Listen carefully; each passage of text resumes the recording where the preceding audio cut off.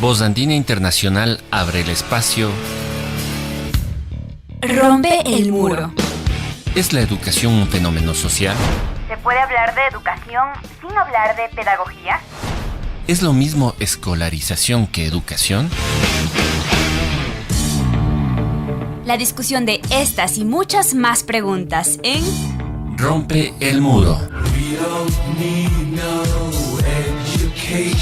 un programa para docentes, estudiantes y para todos aquellos interesados en la educación. Porque es necesario romper el muro de la educación tradicional. El muro de la educación que reproduce el sistema. Porque los docentes, los estudiantes y las personas Son mucho más que otro ladrillo en el muro.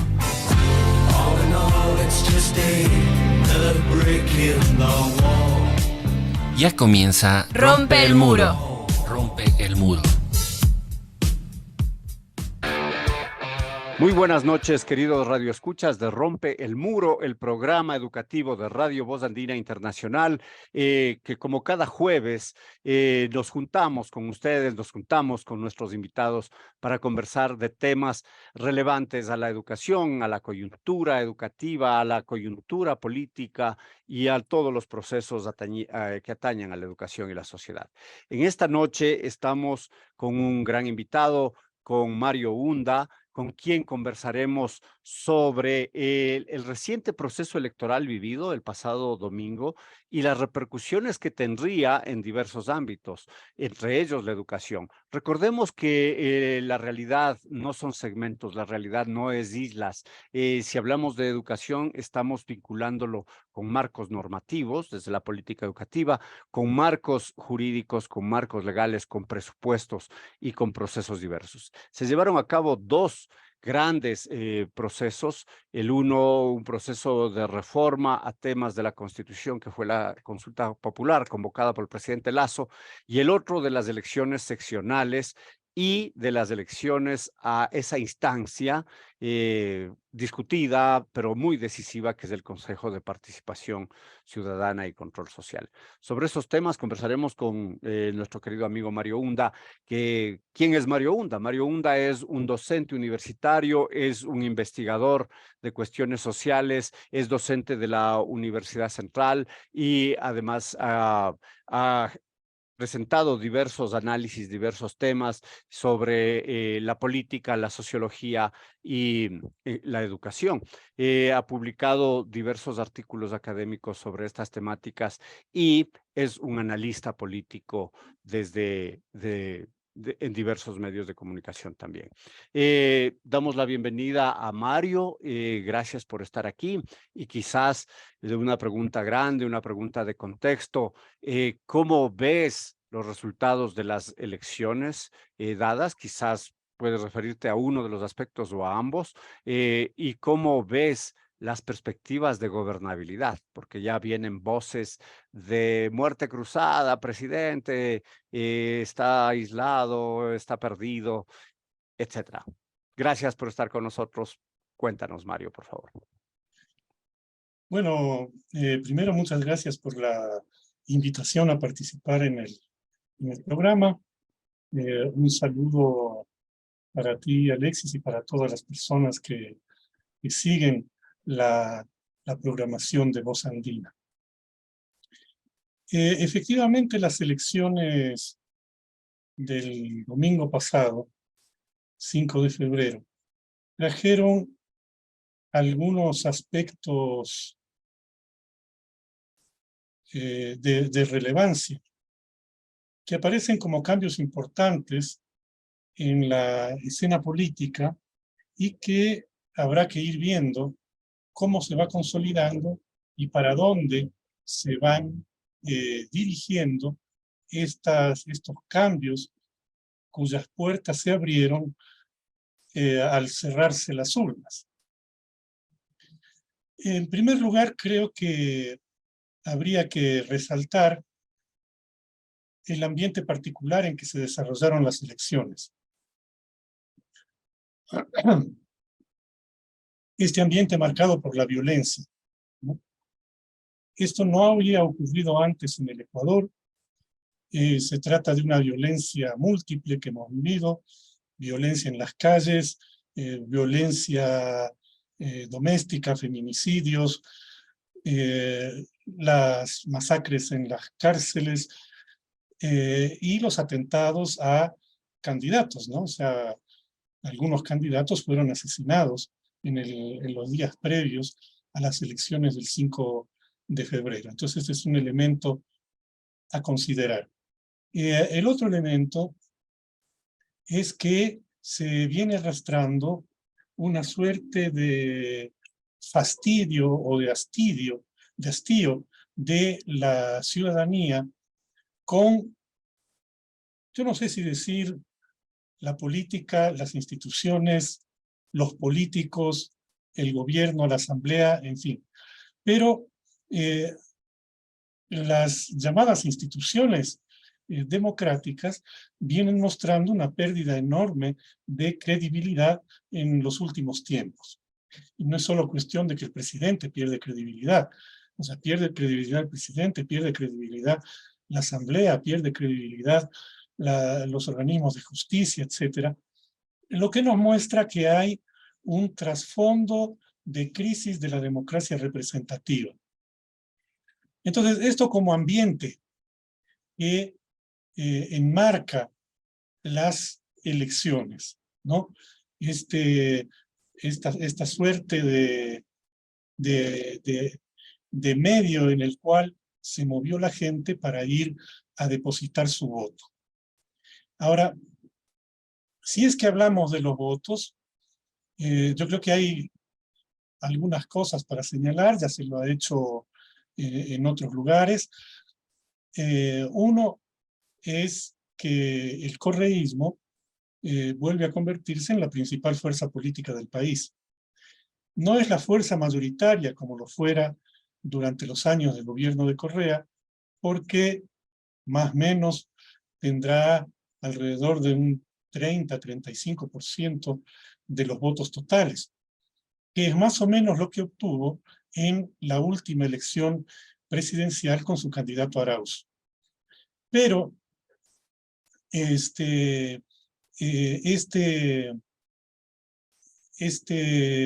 esta ubicación del correísmo como la fuerza más grande debe analizarse tomando en cuenta en dónde ha logrado sus principales triunfos, ¿no? Entonces, sus principales triunfos los obtiene en la prefectura de Pichincha, la alcaldía de Quito, la prefectura de Manabí, la prefectura de Azuay, y sobre todo la alcaldía de Guayaquil y la prefectura del Guayas, que son sus dos principales triunfos porque arrebata el control político de la provincia del Guayas y de la ciudad de Guayaquil al Partido Social Cristiano, que había dominado de manera casi total durante 30 años esos territorios. Esto a su vez nos muestra el siguiente aspecto a ser resaltado, que es una derrota política de la derecha. El Partido Social Cristiano pierde estos bastiones principales, aunque obtiene algunos triunfos en otros cantones, en otras ciudades, en otras provincias, pero queda fuertemente golpeado en términos políticos, ¿no? La imagen del Partido Social Cristiano se había construido en todo este tiempo sobre la base del llamado modelo exitoso de Guayaquil y el control que continuaba manteniendo ideológicamente sobre la población. Ahora, hay que señalar un antecedente que me parece importante no pasarlo por alto, y es que a partir de 2011, las elecciones en Guayas y en Guayaquil tuvieron un doble carácter, ¿no? Es decir, la gente votaba por Nebot, por el Partido Social Cristiano, en las elecciones locales, pero votaba por Correa en las expresiones nacionales, sobre todo de la presidencia. Esto nos indica que ya de algún modo, ¿no?, esta transferencia que vemos ahora venía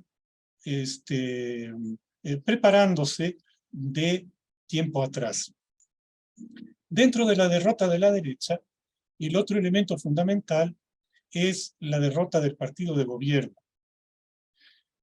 Creo prácticamente no consigue nada a nivel de autoridades locales, y esta derrota del gobierno en las elecciones locales se va a combinar con su derrota en la consulta popular, de la que voy a hablar en un ratito, ¿no? Porque creo que para ver completo el mapa de la derecha, aparte de estos elementos de derrota fundamentales, habría que ver algunos indicios de recomposición de sectores de la derecha, como se pudo ver, por ejemplo, en las elecciones para la alcaldía de Quito, con la alta votación obtenida por Freile. Esto nos muestra que en la derecha puede estarse preparando algún recambio, algún tipo de recomposición. Nosotros vimos, por ejemplo, en Quito, dos expresiones de la derecha, ¿no? Uno, una derecha de discurso violento, que es la que expresaron Páez y Alarcón, y otra, una derecha de discurso, ¿cómo pudiéramos llamarlo? Conciliador. Conciliador, exactamente, que fue el de Freile, ¿no? Los resultados Luz muestran... Helena Coloma, ¿en qué ámbito se inscribiría, a pesar en este ámbito discursivo?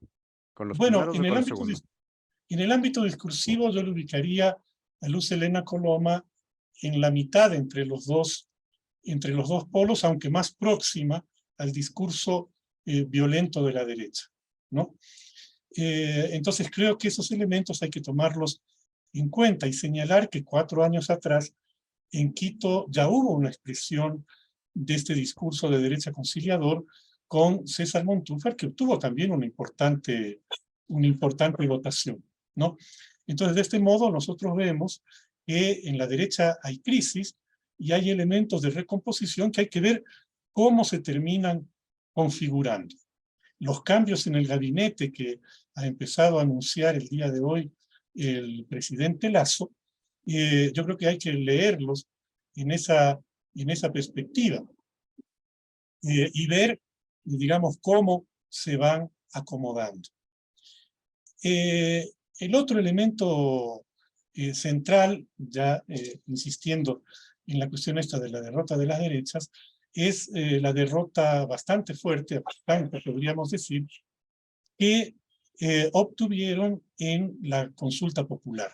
Ahí te corto, mi querido Mario, siguiendo tu exposición. Tú decías, me referiré a esto de la consulta. Quizás en el siguiente bloque hablamos de la consulta, y ahora quisiera más bien centrarme en esta exposición importante que estabas dando. Una caída del socialcristianismo desde lo simbólico, ¿no? El modelo exitoso se recompone. Nebot salió de inmediato muy sereno, muy tranquilo, y dijo, miren, hemos ganado entre socialcristianos y aliados 60 alcaldías. Así, dijo algo así como, miren, que no cunda el pánico, porque no ha pasado nada, lo cual tú y yo sabemos que no es así, es un golpe simbólico muy fuerte. ¿Cómo ves tú entonces este nuevo panorama a lo local, con importantes bastiones, las Manta, digamos, Manabí, Azuay, Pichincha y Guayas con el correísmo? A su vez, Guayaquil y Quito con el correísmo, además de algunas alcaldías ganadas. Esas son las ciudades más grandes, más pobladas, quizás las que concentran diversos procesos económicos, políticos, de renombre en general, ¿no? ¿Cómo ves las administraciones de estas locales y las perspectivas que ellos tendrían desde su ejercicio y desde su proyección hacia el 2025 en modelos de trabajo, digamos, en diversos ámbitos, pero en el ámbito social y el educativo, que es la perspectiva que miramos? Bueno, Yo creo que vamos a tener que esperar un tiempito para que estas administraciones comiencen a funcionar y poder ver cuáles son sus orientaciones reales, porque lo que hemos visto hasta ahora son básicamente los discursos, ¿no? Alguna gente ha señalado que el discurso de Álvarez es igual en el marco general de un discurso más bien autoritario, ¿no? De la mano dura, digamos, Conservador también. conservador y todo eso. Mientras que en Quito el discurso de Muñoz aparece como un discurso integrador, conciliador incluso respecto a los grandes capitales, ¿no? En sus primeras intervenciones no se cansó de señalar cómo va a llevar adelante la administración de la ciudad, llevando adelante también estas alianzas público-privadas, las alianzas con el capital privado, en una clara tendida de mano hacia el gran capital, que puede tener éxito, ¿no? O sea, si es que en el plano de los negocios, digamos, se logra encontrar un equilibrio entre el negocio y la administración pública de atención a ciertos problemas, digamos, podría generar un tipo de gestión con el que tenga un relativo éxito. Pero habrá que ver, ¿no? Porque hay que ver tanto la predisposición de Muñoz en concreto, cuanto la predisposición de los actores a los cuales está convocando para realizarla. Ahora, hay que señalar y ese toma y daca, ¿no? Porque exactamente. no es que gratis la cosa. Hay una cosa esencial que se llama los permisos de uso del suelo. Y me refiero a los intereses inmobiliarios que en esta ciudad, pues, la miran como un pastel delicioso a ser comido, ¿eh? Y claro, porque esos son los intereses que han gobernado la ciudad durante casi todo el tiempo, ¿no? Entonces, es evidente que allí van a tener que negociar, por decirlo de alguna manera, ¿no? Ya se han escuchado también de ciertos sectores inmobiliarios algunas expresiones en las que se mostraría interés en este tipo de diálogos. Entonces, vamos a tener que esperar un poco a que se afirme para que la forma de gestión y la política real adquieran cuerpo.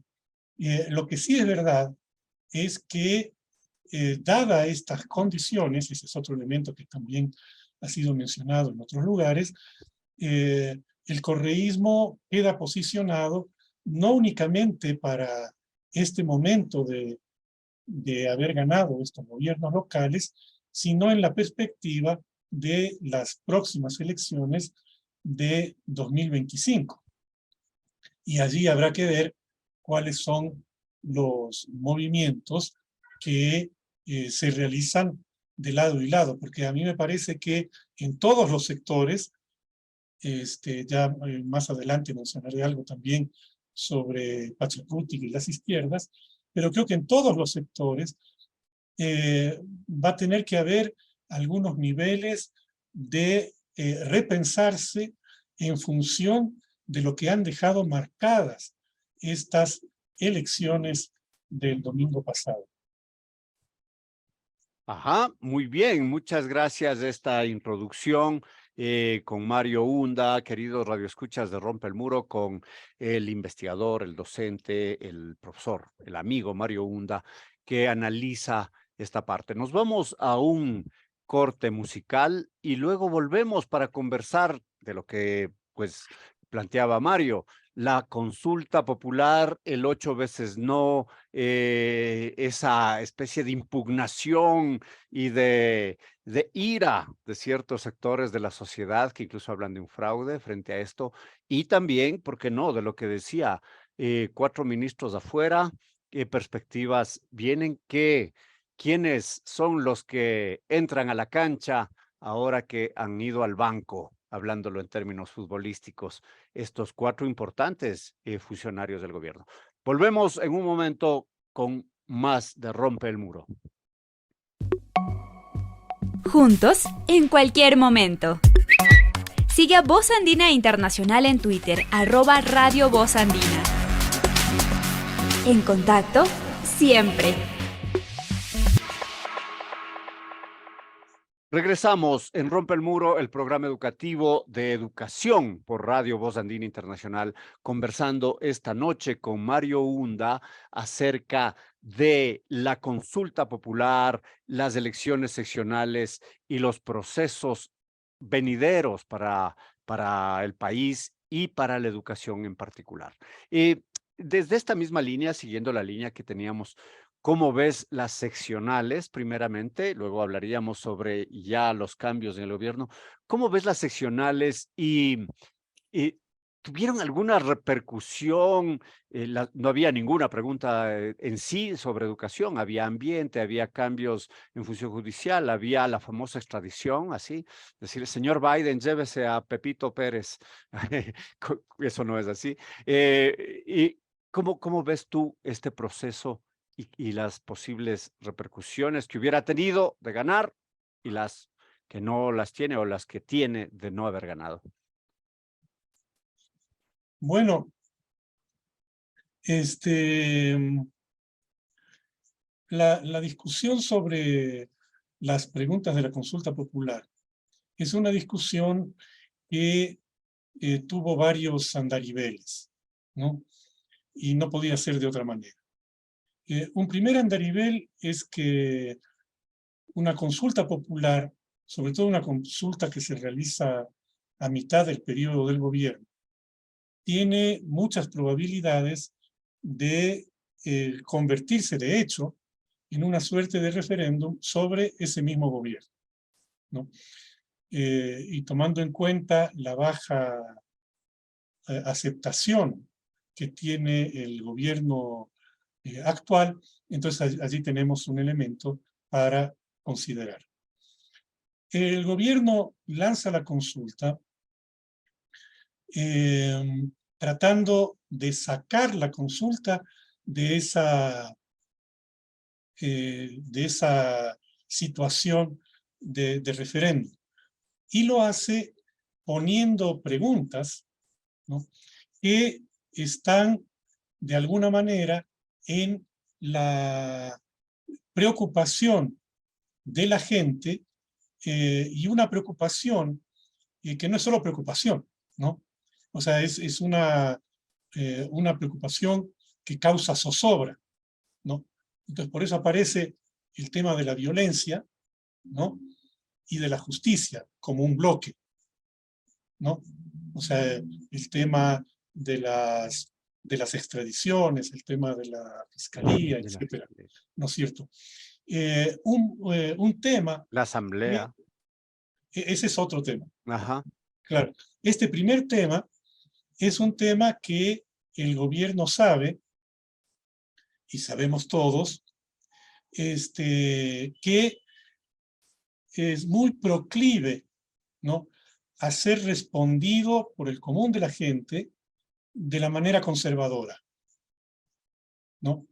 O sea, lamentablemente, se perdió hace varios años, ¿no?, la idea de que los sectores progresistas y de izquierda tenían una posición distinta que la de la derecha para enfrentar la violencia. Esto ya lo vimos durante el gobierno de Correa. Hay que recordar que en la consulta de 2011, Correa da un viraje, ¿no?, justamente en este tema de la violencia en su discurso, ¿no?, de una posición distinta, de buscar otro tipo de salidas, etcétera, a la posición típica de la derecha del endurecimiento de penas, etcétera, etcétera, ¿no? Y es esta mentalidad la que ha estado predominando, independientemente de quién hable. ¿No? Se ha convertido en transversal a las distintas posiciones políticas, ¿no? Y la pregunta buscaba atraer justamente esto. Bueno, de hecho, lo que se revela es que la pregunta que más votos obtuvo por el sí fue justamente esta, la primera, ¿no? El segundo bloque que plantea el gobierno es el de las instituciones estatales, ¿no? Ya comentamos antes el descrédito de estas instituciones. Hay que decirlo, es un descrédito merecido, ¿no? Porque no ha habido prácticamente nada en la Asamblea, en la justicia, en fin, en las llamadas instituciones estatales que merezca el respaldo, o por lo menos el agrado, de la ciudadanía, ¿no? Y entonces el gobierno plantea este tema, que ya se sabe que tiene una respuesta prevista antes de que la pregunta termine de hacerse, ¿no es cierto? Igual con el objetivo de atraer votos para el sí. Y lo hace por el lado más fácil, que es la crítica a la Asamblea. Pero la respuesta que plantea el gobierno, evidentemente, no soluciona el problema, como tampoco el tema de la extradición solucionaba el problema de la violencia. Propone bajar asambleístas. Este es un discurso que está extendido por todas partes. Todo el mundo cree ahora que reducir el número de asambleístas va a mejorar la calidad de la asamblea y de la democracia. El número no tiene nada que ver, pues, ¿no? Igual podemos tener 10 asambleístas que sean igual de malos que los que tenemos ahora y no se habrá cambiado absolutamente nada. Pero eso está instituido en el sentido común, ha sido aceptado en general. Son temas de presupuestos también, que dicen ganan un montón con sus asesores, sus viáticos, y dan muy poco. Tenemos una de las grandes obras o propuestas de ley más emblemáticas de los últimos tiempos, es la Declaración del Día del Bizcocho. Imagínate, eso es, pero esencial para cambiar las estructuras de este país. Por si acaso soy irónico, queridos radioescuchas, ¿eh? Y claro, ese es justamente, o sea, los asambleístas no han logrado, ¿no? O sea, canales efectivos de relación, de sintonía con los problemas que la gente vive. Entonces, con visiones muy chiquitas, muy parciales, ¿no? Con miradas muy chatas, muy de sentido común, con muchas peleas internas de grupos, de personas, en fin, o sea, la imagen no puede ser peor, ¿no? Entonces, poner a la asamblea como blanco, ¿no es cierto?, de la atención, era evidentemente una intención del gobierno de atraer votos por el sí, ¿no? Ahora, alguna gente que medianamente se ha puesto a analizar la pregunta ha señalado, por ejemplo, dos cosas. O sea, la primera no es que la reducción era tan grande, ¿no? O sea, una decena, un poco más, una quincena de asambleístas menos habría habido en este periodo, porque luego habrían aumentado por el lado de los asambleístas nacionales nuevamente, porque la población sigue creciendo, ¿no? Y el segundo, que la propuesta menoscababa la representación de las provincias pequeñas, de menor población, para incrementar la representación de las provincias más pobladas, que son Guayas y Pichincha, ¿no? Entonces, digamos, este era el segundo bloque, ¿no? Y el tercer bloque es algo que ya lo hemos visto con Correa, con Moreno anteriormente, que es tomar el tema ambiental como un gancho para ciertos sectores jóvenes, de profesionales jóvenes, extendiendo la juventud, digamos, hasta los 45 años, ¿no es cierto?, que se sienten convocados por las temáticas ambientales. Esta un poco la estructura de la consulta. Ya he mencionado en los temas anteriores que poco hubiera cambiado. En el tema ambiental también, ¿no? O sea, personas que entienden mucho más que yo sobre este tema, o sea, ya han indicado que hay cosas que hay cosas que se podrían resolver de otra manera, y sobre todo que hay algunas cosas, por ejemplo, esto de la compensación, ¿no?, que quedaba absolutamente abierto, en el sentido de que los beneficiarios de esto podrían ser tanto las comunidades como las grandes empresas, ¿no? Con lo cual, digamos, el resultado de la aplicación práctica de lo que resultara de la consulta, pues quedaba en una relativa incertidumbre. Esa es, digamos, como el balance, el análisis y el balance, pero inmediatamente ahora, leí una especie de carta de Pipo Lasso al presidente, una carta de su ex secretario de Comunicación, donde que le aconsejaba básicamente lo que acaba de hacer, enviar a su casa al secretario Correa, secretario de la Presidencia, al ministro Jiménez y al asesor Aparicio Caicedo, ¿no? Como, según Pipo Lasso, 3 funcionarios nefastos que no generaban procesos de gobernabilidad.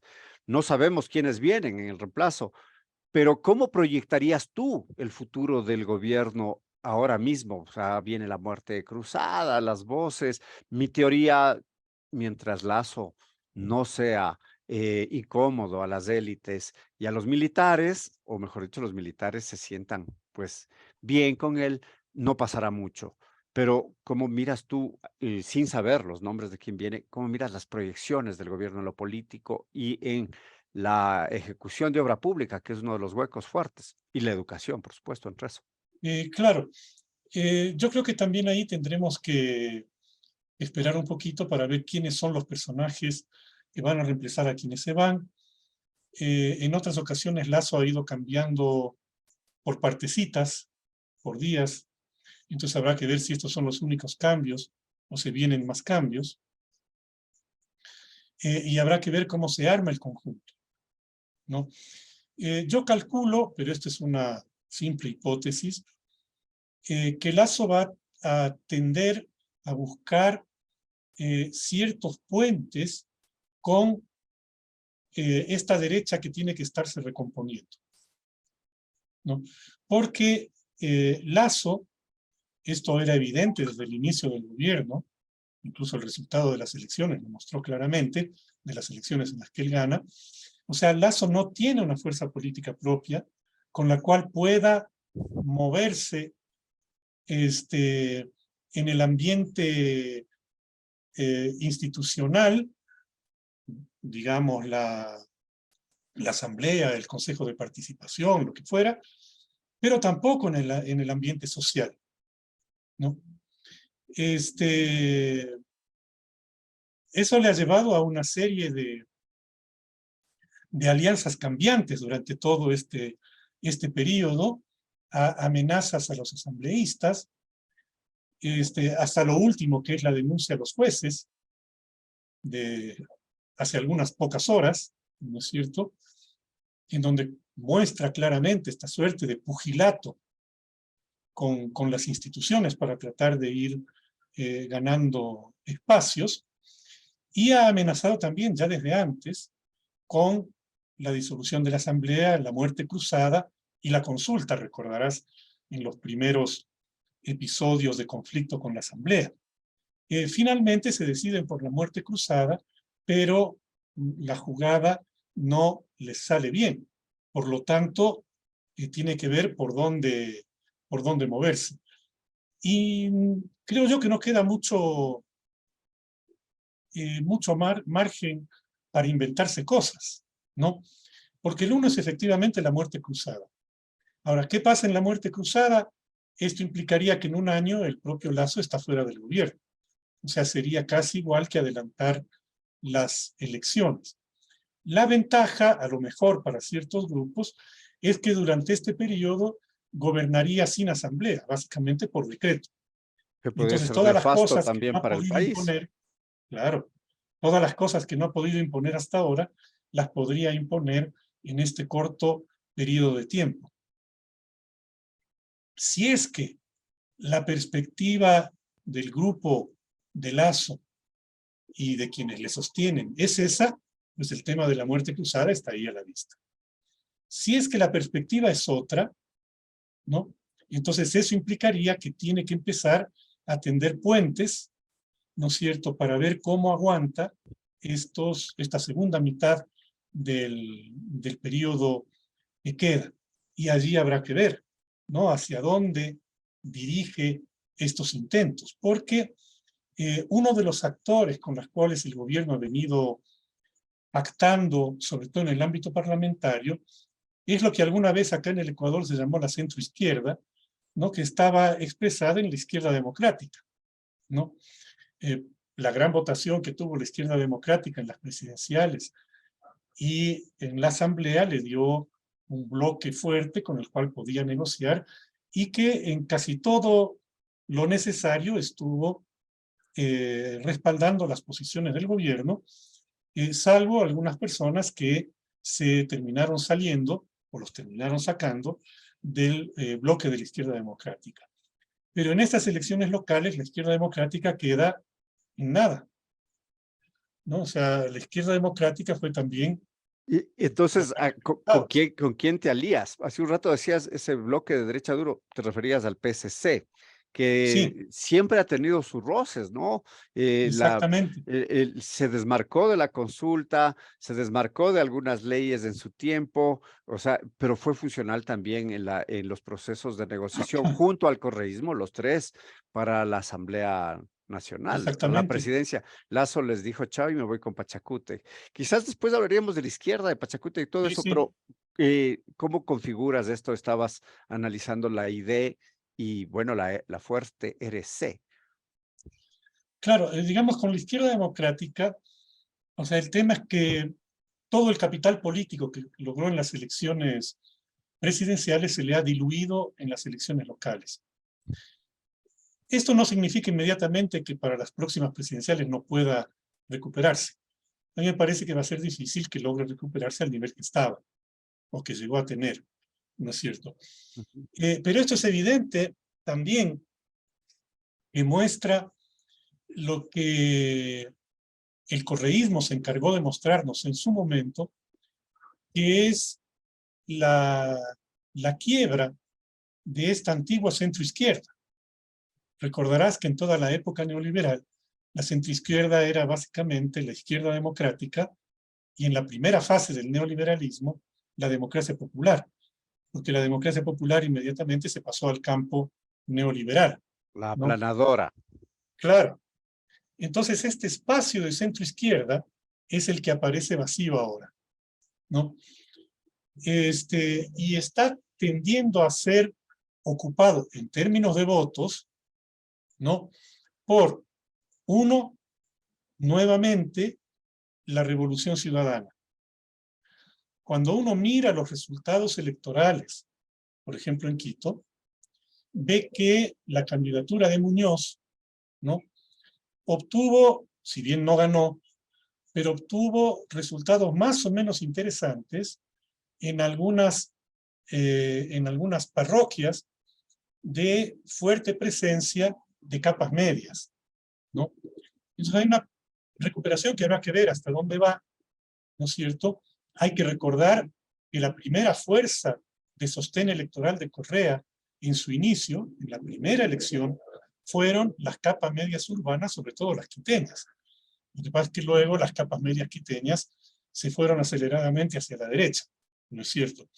Entonces ahora podría haber, ¿no?, un intento de retorno, por decirlo así, de ciertos sectores. Uno puede especular que se trate de sectores más jóvenes, pero es imposible saber a partir del simple dato electoral. Pudiéramos tener una visión más clara si es que el organismo electoral nos hubiera dado unos resultados más desagregados, como tuvimos hasta las elecciones anteriores, ¿no? Acá se detuvieron en el nivel parroquia, que es enormemente grande, enormemente heterogéneo y que no nos permite ver con claridad la conducta de los distintos grupos sociales. Entonces uno tiene que hacer cierto tipo de hipótesis comparando con las elecciones anteriores, ¿no? Porque llegamos a ver, por ejemplo, parroquia del condado, por decir cualquier cosa, ¿no? Pero en esa parroquia del condado hay sectores de clase media, en la parte baja de la parroquia, y tenemos todos los sectores populares de la Pixulí y la Rol 2, que son completamente otros, ¿no? Y la manera como el organismo electoral nos dio los datos no nos permite ver el comportamiento de estos distintos sectores. Yo creo que este es un reclamo que hay que hacerle al organismo electoral. Entonces, una parte de los votos me parece que se van, de esta clase media, me parece que se van a Revolución Ciudadana. Otra parte de los votos, tomando como elemento hipotético el caso de Quito, se van hacia esta nueva derecha conciliadora, ¿no? Creo que... Con Freile. Sí, Freile. Creo que en el caso de Quito es muy claro, ¿no? O sea, Freile obtiene una votación muy, muy alta en sectores medios, ¿no? Por lo que he logrado conversar con alguna gente en sectores jóvenes, ¿no? El discurso de Freile ha calado bastante, ¿no? Y ha logrado también permear hacia sectores populares, sobre todo hacia lo que podríamos llamar una suerte de clase media popular, ¿no?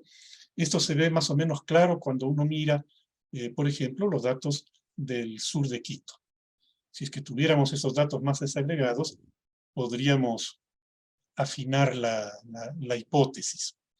En otras partes del país, esa votación parece irse hacia fuerzas locales, ¿no? Este es un escenario muy diverso, ¿no? Que puede ubicarse, según los casos, en una suerte de límite entre lo que fue la centroizquierda y elementos de centro-derecha, ¿no es cierto? Aunque en algunos encontremos, pues, esa fuga más rápida hacia la derecha más violenta, ¿no? Y otra parte de esa votación se va hacia lo que pudiéramos llamar muy ligeramente una suerte de populismo popular, el Yunda, para diferenciarlo del populismo tecnocrático de la Revolución Ciudadana, ¿no es cierto? Y hacia Pachacútic, ¿no? Esto lo vimos de modo bastante claro en algunas zonas del sur, en la Amazonía, en la Sierra Centro y en Quito, ¿no? Claro, con sus diferencias.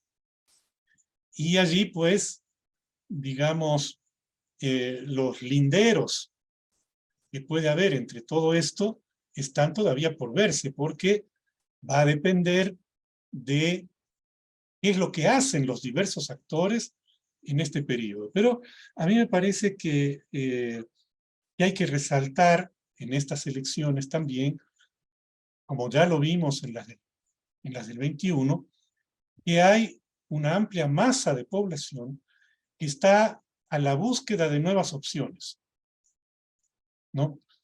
Y yo creo que este es el elemento que marca fundamentalmente el momento actual.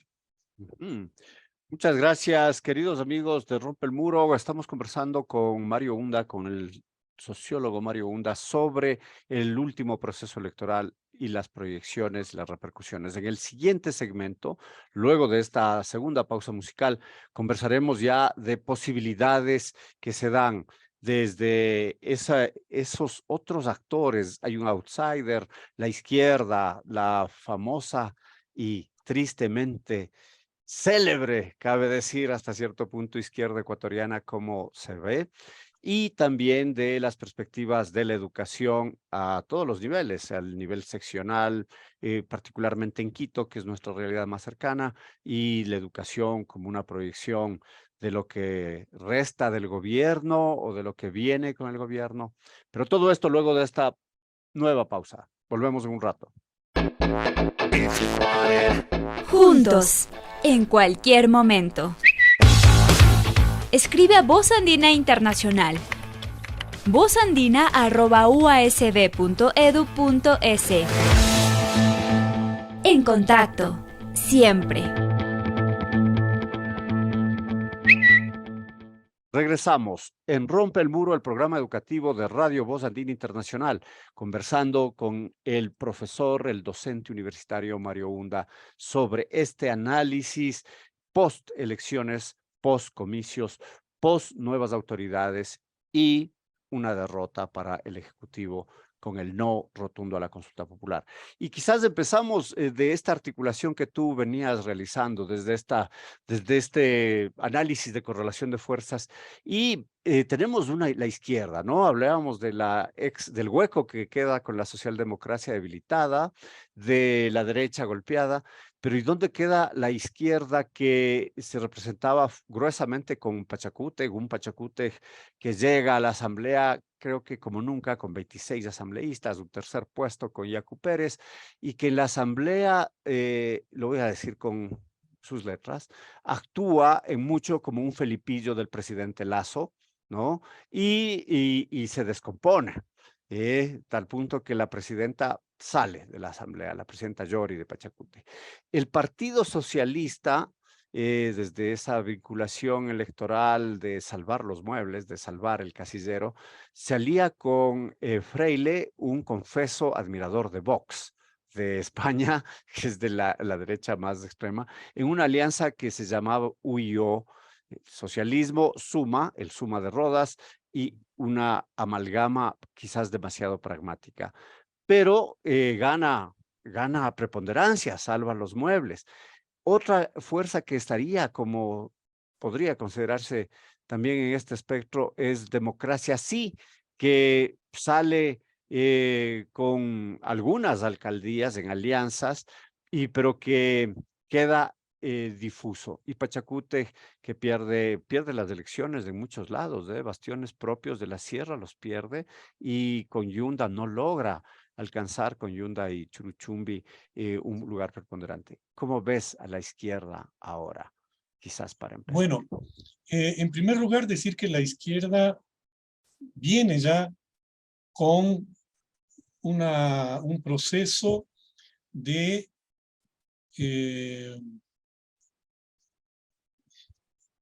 difuminación de un proyecto político propio, ¿no?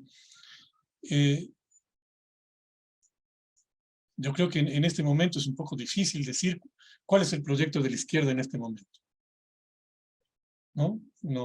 Los propios partidos, los dirigentes, los asambleístas, no nos dan demasiadas pistas como para poder responder a esa pregunta. Aparentemente, el proyecto puede ser simplemente sobrevivir y ganar espacios en las instituciones. Las alianzas electorales muestran básicamente eso, ¿no? De alguna manera, el hacer frente a ciertos elementos del proyecto neoliberal, digamos, y medianamente hasta allí es lo que podemos saber a partir de lo que la izquierda está haciendo. En esta difuminación de su proyecto está obviamente incluido lo que ha sido la acción de la izquierda, sobre todo de Pachacútec, en la asamblea, ¿no? Básicamente lo que hizo Pachacútec fue olvidarse que habían llegado a la asamblea porque hubo un sector de la población que no quería votar ni por el correísmo ni por Lazo. Entonces Pachacútec fue esa fuerza que irrumpía y que atrajo una buena parte de esos votos. Sabemos ya que la otra parte se fue con Hervas, ¿no? Sin embargo, en la asamblea Pachacútec se ha mostrado errático, ¿no? Ya desde el inicio empezaron a haber roces. Estas dualidades que tiene Pachacútec entre elementos del proyecto local que son absolutamente necesarios, para la afirmación misma de Pachacutic, de los movimientos populares, etcétera, y elementos de carácter nacional, sin los cuales, en cambio, no puedes tener ningún proyecto, ¿no es cierto? Entonces, esta dualidad, ¿no? Yo creo que ha limitado todavía el accionar de Pachacutic. Y esto le llevó a esta virtual fractura, ¿no es cierto?, entre lo que llaman el Pachacutic oficial y lo que llaman el Pachacutic rebelde, ¿no? Y detrás de eso, ¿no es cierto?, cómo se tensionan cada uno de los sectores, aproximándose, si bien no en todo, el Pachacutic oficial al bloque de gobierno. Entonces, aunque no llega a formar parte del bloque de gobierno, coincide con varios puntos, ¿no es cierto? Mientras que el bloque rebelde es tensionado aproximándose hacia el correísmo. Igual, tampoco en todo, ¿no es cierto? Pero el espacio de representación de esta búsqueda social es abandonado por quienes fueron elegidos por esa búsqueda, ¿no? Entonces creo que el problema de Pachacutic es un tema de definición política, en el sentido amplio y profundo del término política. Ahora bien, las elecciones nos muestran que, a pesar de esas indefiniciones, ¿no?, amplios sectores, sobre todo sectores populares, ven a Pachacutic como una opción de representación, ¿no? Eso es lo que quedó de los resultados electorales, ¿no? Ahora, ¿qué opción de representación? Bueno, ahí está complicado, porque Pachacutic tuvo varias conductas en esta elección. La una, ciertos sectores donde se presentó solo, ¿no? La otra, sectores donde se mantuvo una cierta alianza de izquierdas que hubo anteriormente. Y la otra, donde hizo alianzas medio con quien quiera. El propio caso de Pichincha es uno de esos, ¿no? Esto es parte de las indefiniciones, evidentemente, ¿no es cierto? Pero yo lo que quiero resaltar es que, a pesar de las indefiniciones, hay un lazo que se ha establecido entre Pachacutic como representación política y la búsqueda de representación distinta de amplios sectores populares y subalternos, ¿no? Por eso Pachacutic, a pesar de las derrotas que mencionabas, mantiene una votación importante y logra unos éxitos importantes. La alcaldía de Ambato, por ejemplo, ¿no? Ese es un éxito inédito enorme. en esa ciudad, digamos, cargada de colonialismo, ¿no? Exactamente, ¿no es cierto? Y además, candidata mujer, candidata indígena, ¿no? Entonces es el propio triunfo de Diana Caiza está envuelto de significaciones simbólicas que tienen que ver con esto que te decía antes, ¿no? Lo propio, la alta votación que tuvo Churuchumbi en el sur de Quito entre sectores populares, fundamentalmente es enormemente simbólica, porque Quito es una ciudad enormemente racista, ¿no? Entonces, que haya sectores urbanos, ¿no?, que voten por un candidato indígena, implica que hay ciertos elementos de la conciencia social política, ¿no?, que se están modificando, ¿no? Yo lo veo como un triunfo, a pesar de que Churuchumbi no ganó, pero es un triunfo en este sentido, ¿no? Eso con el lado Pachacutic. Y una votación importantísima, es segundo en la prefectura Churuchumbi, ¿no? Claro. Enfrentando a una derecha del Pozo, que es el que le sigue. Claro. Y eso es muy importante, ¿no? Porque marca también una búsqueda de representación más propia de los sectores populares. Estas elecciones nos muestran, de esto voy a hablar después, para terminar con lo de la izquierda, cómo distintos sectores sociales buscan expresión de representación política, y creo que los sectores populares y subalternos están en la búsqueda de una representación política que esté más cercana a ellos desde el punto de vista social y cultural también. No solamente del discurso de confíen en mí, ¿no es cierto? No solamente desde el discurso de que el empresario sabe manejar las empresas y por lo tanto sabrá manejar el país o la alcaldía o lo que fuera, sino que empiezan a buscar otros niveles de representación en figuras que son populares ellas mismas. Guillermo Churuchumbi es indígena, es dirigente indígena, fue dirigente de su comunidad, dirigente del pueblo indígena, llegó a ser alcalde de Cayambe, ¿no es cierto? Entonces yo creo que hay elementos bastante importantes para rescatar, aunque la elección se haya perdido. Ahora, las otras izquierdas. Democracia sí, Quizás yo creo que no. que primero, claro, a ver hasta dónde le ubicamos dentro de la izquierda. Yo creo que el proyecto fue no situarse en la izquierda, sino en ese espacio que no se logra consolidar. El hueco del centro. El hueco que dejó la... Sí. Sí, exactamente. Y no lo ha logrado hacer. Aunque obtiene algunos éxitos, son pocos y yo diría que no son muy relevantes en el contexto nacional por ahora. Porque habrá que tomar en cuenta que en las elecciones de 4 años atrás, Democracia sí obtuvo varios triunfos locales significativos, aunque no en las principales ciudades y provincias, ¿no es cierto?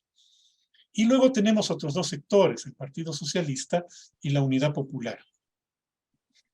Yo creo que el Partido Socialista cayó también en esta disolución de proyecto, ¿no? Su alianza en Quito, sobre todo, pero no fue la única, muestra una alianza que en los viejos términos hubiéramos dicho es puramente oportunista, ¿no? O sea, se trataba simplemente de colgarse a un candidato que podía tener una alta votación que favoreciera, ¿no es cierto?, el intento de que el partido no fuera borrado del registro. Pero allí se dejó de lado todo, pues. O sea, el candidato, como vos dices, es confeso admirador de Vox, ha firmado esa famosa declaración de Vox sobre la hispanidad, ¿no es cierto? Se ha declarado abiertamente liberal en las entrevistas, varias de sus propuestas son claramente neoliberales, y tiene algunas cosas también del lado conciliador. Por lo tanto, es un candidato de derecha. Entonces, un partido socialista, no solo apoyando, sino sirviendo de vehículo para un candidato de derecha, muestra, pues, un debilitamiento de la perspectiva estratégica, de la perspectiva programática de ese partido. Ahora, en otros lados tuvo alianzas mejores, ¿no es cierto? En algunas obtuvo éxito, en otras no, ¿no? En cuanto a la Unidad Popular, quizás es el que le ha ido más mal dentro de la izquierda, pero aún así obtuvo algunas cositas, ¿no? En alianzas, ¿no? Algunos triunfos locales. Realmente no sé si le alcance para mantener el registro, pero en conjunto, ¿no es cierto?, es parte de esa situación de la izquierda que no logra crear un espacio político de representación para que se exprese esa búsqueda que los resultados nos muestran está presente en amplios sectores populares. No voy a poner solamente un ejemplito porque estamos ya con el tiempo encima yo quería hablar un poco más de eso, pero lo pondré solamente como ejemplo. Cuando uno mira voy a poner dos ejemplos mejor. Uno, el de la Alcaldía de Quito, y otro, el de la consulta popular. Cuando uno mira las votaciones de la Alcaldía de Quito, y uno mira la zona urbana norte y Cumbayá, por poner dos territorios, va a encontrar que allí hay un amplio triunfo Del sí. de, bueno, primero los alcaldes, ¿no? De Freile y en algunas parroquias incluso de Páez. Llega a tener hasta 30%, 35% en alguna de estas parroquias. ¿No es cierto? Cuando uno va al sur, allí la votación se divide entre Muñoz y Yunda, y un poco de Freire. Pero Páez desciende de modo notorio. Y en la consulta es lo mismo. En el norte urbano de Quito, ganó el sí, en todas las 8 preguntas. ¿No? Por acá tenía apuntadas las proporciones entre 45,3 y 53,4, ¿no? No, esto es Quito total, ¿no? No tengo el norte de Quito aquí a la mano. Pero en Cumbayá, ¿no? Es prácticamente plebiscitario, ¿no? Ahí gana todo el sí igual, y la pregunta en donde menos tiene es 65,6. Y la pregunta donde más tiene, que fue la primera, es 71,9. Pero cuando uno va hacia el sur y hacia varias de las parroquias, entonces la situación es completamente distinta. Esto nos está mostrando que vivimos con una sociedad diferenciada en términos de búsquedas de representaciones políticos ideológicas. Y a mí me parece que esto es lógico cuando nosotros miramos los datos, ya no de la política, sino de lo económico-social. Los datos del INEC nos muestran que, el último dato que sacaron, la mitad de la clase trabajadora, la mitad, subsiste con menos del salario mínimo vital. Mientras que en el otro extremo, según pudimos ver en las discusiones sobre la reforma tributaria y en las discusiones sobre la hipócritamente llamada ley humanitaria de Moreno, entonces mientras en este extremo la mitad de la clase trabajadora vive con menos del salario mínimo, en el otro extremo hay personas que subsisten con 300.000 y 400.000 dólares al mes. Entonces tenemos una sociedad que no tiene puntos de contacto, socialmente hablando. Entonces tratar de construir puntos de contacto a través de artificios políticos no está resultando la mejor manera de hacerlo. O sea, de hecho, las distancias tienden a ampliarse antes que a estrecharse. Y esto que vimos en las elecciones, y con esto termino ya, es lo mismo que vemos en los momentos de gran movilización social, como fue lo de junio del 22 y lo de octubre del 19.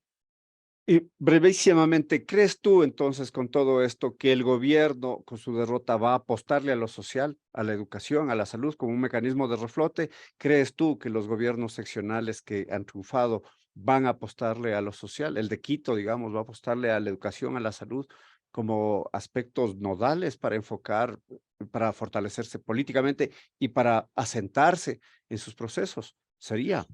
Bueno, gobiernos como los de la Revolución Ciudadana, gobiernos locales, como los de la Revolución Ciudadana y Pachacutic, tendrían que apostar a eso.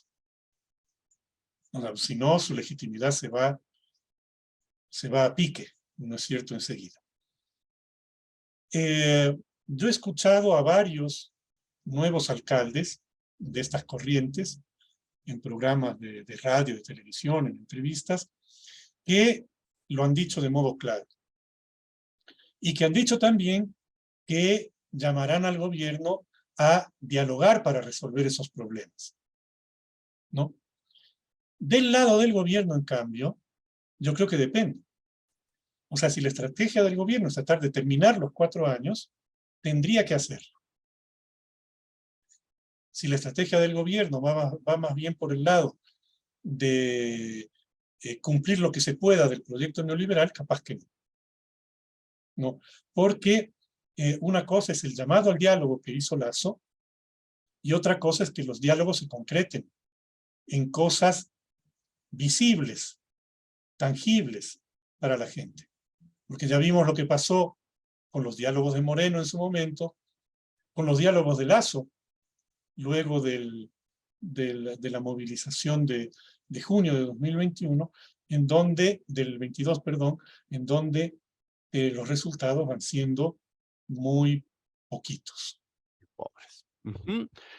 Muchas gracias a Mario Unda por este diálogo. Muchas gracias a ustedes, queridos radioescuchas, que nos siguen cada jueves en Rompe el Muro. Gracias a Tito Chela, que desde los controles nos apoya siempre a que se realice, a que se produzca este programa. Los espero el siguiente jueves a las 7:30 de la noche para otro diálogo crucial sobre la educación. Un gran abrazo para ustedes. Soy Alexis Oviedo. Salud y alegría. Buenas noches.